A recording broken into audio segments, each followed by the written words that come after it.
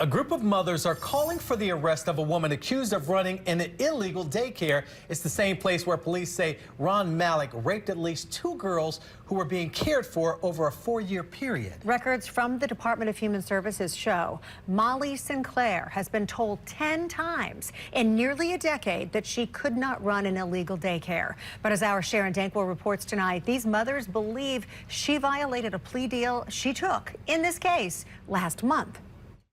We were all duped. Every single one of us thought she truly cared for us and our children. It just makes me sad. It makes me really sad. It's just devastating to me. These are the voices of 3 mothers calling for the arrest of Molly Sinclair. A petition filed by the Tennessee Department of Human Services says Sinclair had been operating an unlicensed daycare out of her home on Ash Grove Drive since as far back as 2015. She said that she was going to be licensed. Sinclair was operating the daycare with 55-year-old Ron Malik. DHS says they told Sinclair 10 times to shut things down for watching sometimes 22 children at a time. And on December 5th, Miss Molly had called and said that Mr. Ron was in the hospital. And I said, oh, are you still available for me to bring my child over?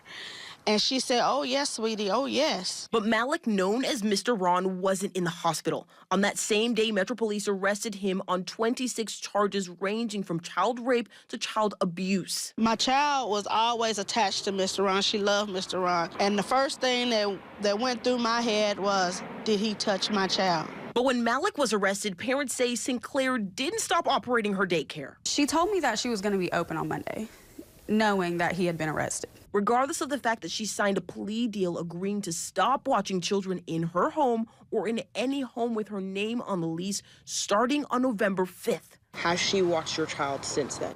Yes.